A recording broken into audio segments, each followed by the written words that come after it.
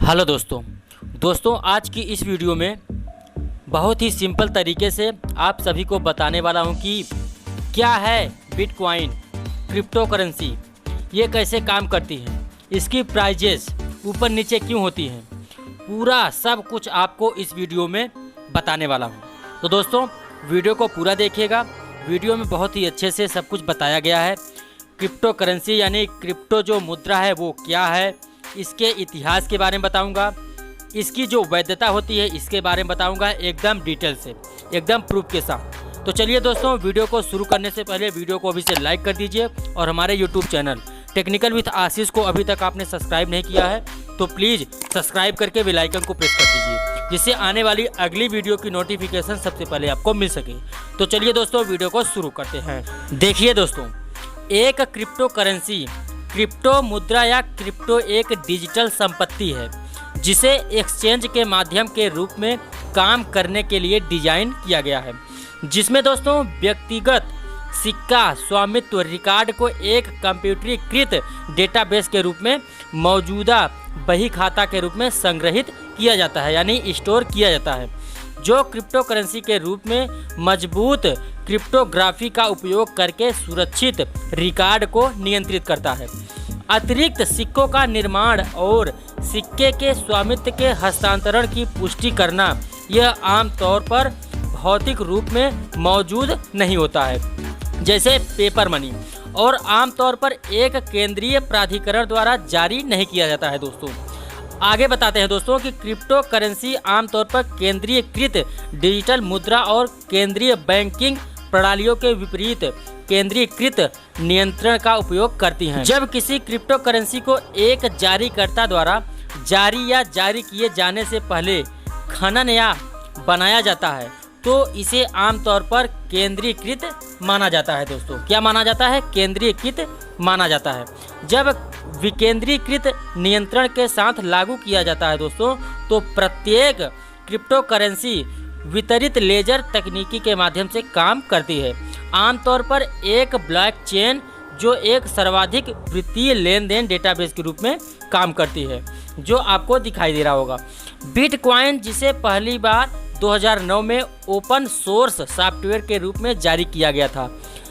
ठीक है, बिटकॉइन जिसे पहली बार 2009 में ओपन सोर्स सॉफ्टवेयर के रूप में जारी किया गया था, पहला विकेंद्रीकृत क्रिप्टो करेंसी है। पहला विकेंद्रीकृत क्रिप्टो करेंसी है। बिटकॉइन की रिहाई के बाद यानी उसकी विदाई के बाद से अन्य क्रिप्टो करेंसी बनाई गई।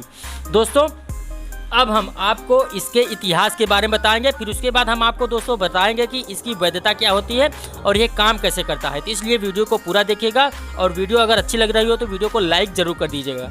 अब दोस्तों इसके इतिहास के बारे में थोड़ा सा जान लेते हैं।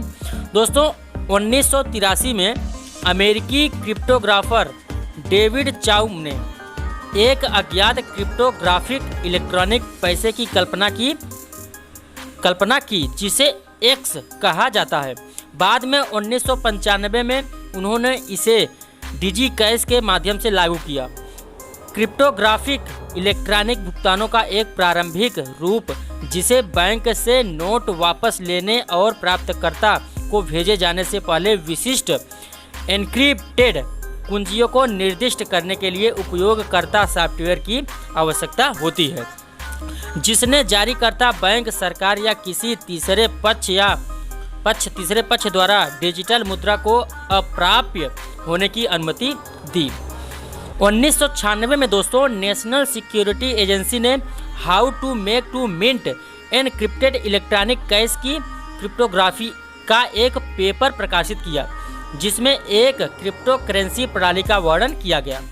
पहले इसे एक MIT मेलिंग सूची में और बाद में 1997 में अमेरिकन लॉ रिव्यू में प्रकाशित किया गया, जो आप समझ सकते हैं। उसके बाद दोस्तों 1998 में विदाई ने बी मनी का वर्णन प्रकाशित किया, जिसे एक अनाम के रूप में दिखाया गया जो इलेक्ट्रॉनिक कैश सिस्टम वितरित करता था। इसके तुरंत बाद निक इग्जाबो ने बिट गोल्ड का वर्णन किया। बिटकॉइन और एक क्रिप्टो करेंसी की तरह जो इसका पालन करेंगे। बिट गोल्ड बाद के गोल्ड आधारित एक्सचेंज के साथ भ्रमित नहीं होना चाहिए। बिट गोल्ड को एक इलेक्ट्रॉनिक मुद्रा प्रणाली के रूप में वर्णित किया गया था, जिसके लिए दोस्तों उपयोगकर्ताओं को क्रिप्टो करेंसी के समाधान के साथ कार्य फंक्शन का एक प्रमाण पूरा करना आवश्यक था और प्रकाशित किया गया।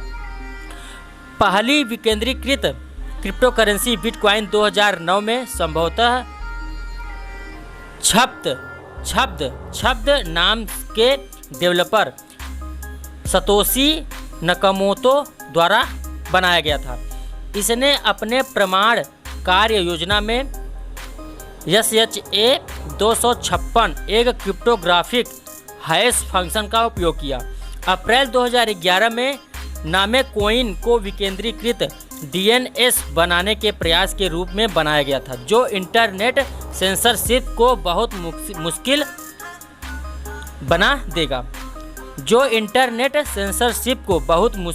बना देगा दोस्तों।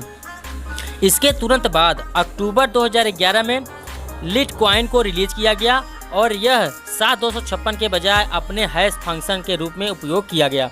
एक अन्य उल्लेखनीय क्रिप्टो करेंसी पीरकॉइन ने प्रूफ ऑफ वर्क का इस्तेमाल किया था। 6 अगस्त 2014 को यूके ने घोषणा की कि ट्रेजरी को क्रिप्टो करेंसी के अध्ययन के लिए कमीशन किया गया था और यदि कोई भूमिका तो वे यूके की अर्थव्यवस्था में खेल सकते हैं। अध्ययन में यह भी बताया गया था कि क्या विनियमन पर विचार किया जाना चाहिए। तो ये सब बात की बातें हैं दोस्तों। अब हम इसकी वैधता के बारे में आपको बताने का प्रयास करेंगे और समझाने का प्रयास करेंगे। दोस्तों, इसकी वैधता के बारे में जो है, क्रिप्टो करेंसी की कानूनी स्थिति एक देश से दूसरे देश में काफ़ी भिन्न होती है। क्या होती है? काफ़ी भिन्न होती है, अलग होती है और अभी भी उनमें से कई में अपरिभाषित है या बदल रही है। कम से कम एक अध्ययन से पता चला है कि अवैध वित्त में बिटकॉइन के उपयोग के बारे में व्यापक सामान्यीकरण काफ़ी हद तक समाप्त हो गए हैं और ब्लॉकचेन विश्लेषण एक प्रभावी अपराध से लड़ने और खुफिया जानकारी जुटाने का उपकरण है। जबकि दोस्तों कुछ देशों में स्पष्ट रूप से उनके उपयोग और व्यापार की अनुमति दी है, दूसरों ने इसे प्रतिबंधित किया है। कांग्रेस की लाइब्रेरी के अनुसार 8 देशों में अल्जीरिया, बोलीविया, मिस्र, इराक, मोरक्को, नेपाल, पाकिस्तान और संयुक्त अरब अमीरात क्रिप्टो करेंसी के व्यापार या उपयोग पर पूर्ण प्रतिबंध लागू होता है। एक अन्य 15 देशों में निहित प्रतिबंध लागू होता है, जिसमें बहरीन, बांग्लादेश, चीन, कोलंबिया, डोमिनिकन गणराज्य, Indonesia, Iran, Kuwait, Lesotho, Lithuania, Macau, Oman, Qatar, Saudi Arab और ताइवान शामिल है। संयुक्त राज्य अमेरिका और कनाडा में उत्तर अमेरिकी प्रतिभूति प्रशासक संघ के माध्यम से समन्वित राज्य और प्रांतीय प्रतिभूति नियामक 40 न्यायालयों में बिटकॉइन घोटाले और ICO की जांच कर रहे हैं। विभिन्न सरकारी एजेंसियों, विभागों और अदालतों ने बिटकॉइन को अलग अलग रूप में वर्गीकृत किया गया है। चाइना सेंट्रल बैंक ने 2014 में शुरुआत में चीन में वित्तीय संस्थानों द्वारा बिटकॉइन की हैंडलिंग पर प्रतिबंध लगा दिया था। हालांकि रूस में क्रिप्टो करेंसी कानूनी है, लेकिन वास्तव में रूसी रूबल के अलावा किसी भी मुद्रा के साथ सामान खरीदना गैर कानूनी है। बिटकॉइन पर लागू होने वाले विनियम और प्रतिबंध संभवतः समान क्रिप्टो करेंसी सिस्टम का विस्तार करते हैं। क्रिप्टो करेंसी रूस, ईरान या वेनेजुएला के खिलाफ आर्थिक प्रतिबंधों से बचने के लिए एक संभावित उपकरण है। रूस ने गुप्त रूप से पेट्रो के निर्माण के साथ वेनेजुएला का समर्थन किया। एक राष्ट्रीय क्रिप्टो करेंसी जो अमेरिकी प्रतिबंधों को दरकिनार करके मूल्यवान तेल राजस्व प्राप्त करने के लिए मादुरो सरकार द्वारा शुरू की गई थी। अगस्त 2018 में बैंक ऑफ थाईलैंड ने अपनी स्वयं की crypto currency central bank digital currency CBDC बनाने की योजना की घोषणा की। साल 2018 में भारत की सेंट्रल बैंक ने भी क्रिप्टो करेंसी पर ट्रेड करने पर बैन लगा दिया था और साल 2019 में क्रिप्टो करेंसी को भारत में पूरी तरह से बैन करने के लिए एक ड्राफ्ट तैयार किया था, लेकिन मार्च 2020 में भारत की सर्वोच्च न्यायालय ने क्रिप्टो करेंसी पर लगे बैन को पूरी तरह से हटा दिया था।